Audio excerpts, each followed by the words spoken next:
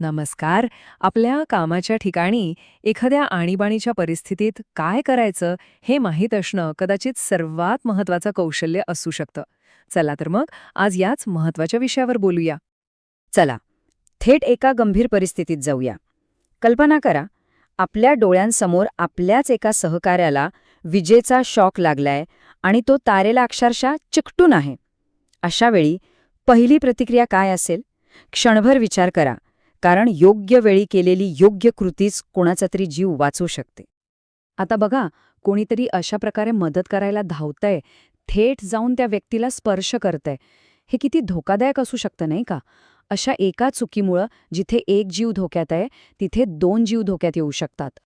तर योग्य कृती काय आहे हे जाणून घेण्याआधी या धोक्यामागचं विज्ञान समजून घेऊया. म्हणजे विजेचा धक्का इतका धोकादायक का असतो आणि तो आपल्या शरीरावर नेमका काय परिणाम करतो. सोप्या भाषेत सांगायचं तर विजेचा धक्का म्हणजे आपल्या शरीरातून वीज वाहणं आणि त्याची तीव्रता 2 गोष्टींवर अवलंबून असते. विजेचा प्रवाह किती शक्तीचा आहे आणि ती व्यक्ती किती वेळ त्या प्रवाहाच्या संपर्कात होते. विजेच्या धक्क्याचे परिणाम फक्त मुंग्या येण्यापुरते नसतात, ते खूप गंभीर असू शकतात. सुरुवातीला कदाचित फक्त मुंग्या येतील किंवा तोल जाईल, पण प्रवाह जास्त असेल तर स्नायू इतके घट्ट होतात की पीडित व्यक्ती त्या तारेला किंवा उपकरणाला सोडूच शकत नाही. इतकंच नाही तर व्यक्ती बेशुद्ध होऊ शकते, हृदयाचे ठोके अनियमित होऊ शकतात किंवा थांबू शकतात, आणि जिथे स्पर्श झालाय तिथे त्वचा गंभीररित्या भाजू शकते. आणि म्हणूनच इथे सगळ्यात महत्त्वाचा नियम येतो.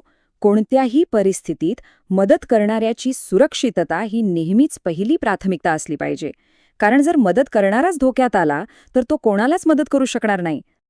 म्हणून एक गोष्ट कायम लक्षात ठेवा: थांबायचं. पीडित व्यक्तीला थेट कधीही चुकूनही स्पर्श करायचा नाही. ही एक चूक आपल्यालाही पीडित बनवू शकते आणि परिस्थिती आणखी बिघडू शकते. मग करायचं काय? तर सगळ्यात सुरक्षित आणि पहिली पायरी म्हणजे विजेचा स्रोतच बंद करणं. जिथे कुठे मेन स्विच असेल तो ताबडतोब बंद करा, किंवा शक्य असेल तर सरळ प्लग काढून टाका. यात अजिबात वेळ घालवायचा नाहीये. पण विचार करा, नेहमीच मेन स्विच जवळ असेल असं नाही. समजा तो लांब असेल किंवा कुठे आहे हेच माहीत नसेल तर? मग अशावेळी काय करायचं? अशावेळी सगळ्यात आधी स्वतःला सुरक्षित करायचं. म्हणजे एखाद्या कोरड्या लाकडी फळीवर, रबर मॅटवर किंवा जाड वर्तमानपत्रांवर उभं राहायचं. त्यानंतर वीज वाहून नेणार नाही अशा वस्तूचा वापर करायचा, म्हणजे कोरडी लाकडी काठी किंवा प्लास्टिकची वस्तू. त्याने पीडित व्यक्तीला विजेच्या स्रोतापासून हळूवारपणे दूर ढकलायचं. त्यांचे कपडे कोरडे असतील तर कपड्यांना धरून ओढता येईल, पण थेट त्वचेला स्पर्श करण्याची चूक करायची नाही. इथे बघा, धोकादायक कृती आणि सुरक्षित कृती यातला फरक अगदी स्पष्ट दिसतोय.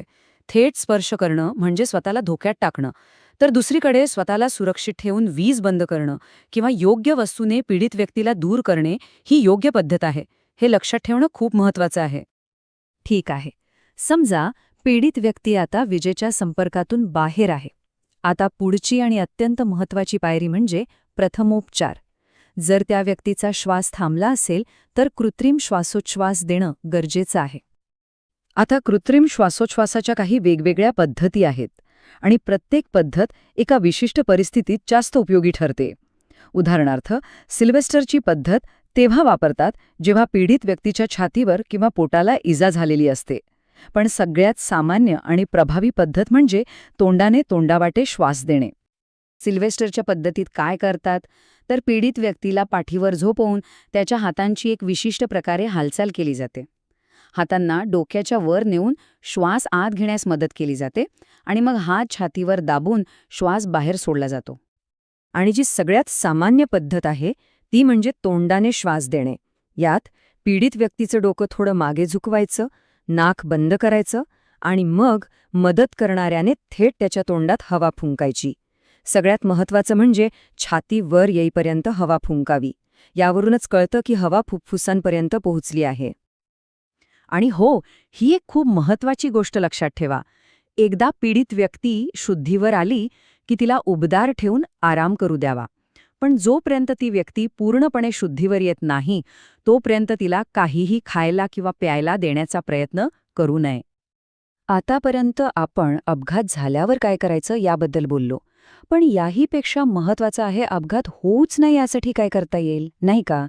म्हणजे कामाच्या ठिकाणचे संभाव्य धोके ओळखून ते टाळणं, यालाच खरं प्रतिबंध म्हणतात. कामाच्या ठिकाणी साधारणपणे 7 प्रकारचे धोके असू शकतात. शारीरिक म्हणजे निसरडी जमीन, यांत्रिक म्हणजे मशिनरीचे फिरणारे भाग, रासायनिक, विद्युत, जैविक, अर्गोनॉमिक म्हणजे चुकीच्या पद्धतीने बसणं आणि मानसिक म्हणजे कामाचा ताण. हे सगळेच धोके महत्वाचे आहेत. विशेषतः विद्युत आणि यांत्रिक धोक्यांबद्दल बोलायचं झालं तर उघडी वायरिंग, अर्थिंग नसणं किंवा मशीनच्या फिरणाऱ्या भागांना गार्ड नसणं हे असे काही सामान्य धोके आहेत जे मोठ्या अपघातांना आमंत्रण देऊ शकतात. आणि म्हणून शेवटी एक गोष्ट लक्षात ठेवणं गरजेचं आहे. सुरक्षा म्हणजे फक्त नियमांची एक यादी नाही, तर ती एक सवय आहे, एक मानसिकता आहे आणि आपल्या सगळ्यांची सामूहिक जबाबदारी आहे. आपलं मुख्य ध्येय हेच असायला हवं, एक सुरक्षित कामाचं वातावरण तयार करणं आणि संभाव्य धोके टाळणं. हेच सर्व सुरक्षा नियमांचं आणि पद्धतींचं अंतिम उद्दिष्ट आहे. तर आज मिळालेली माहिती हे फक्त पहिलं पाऊल आहे.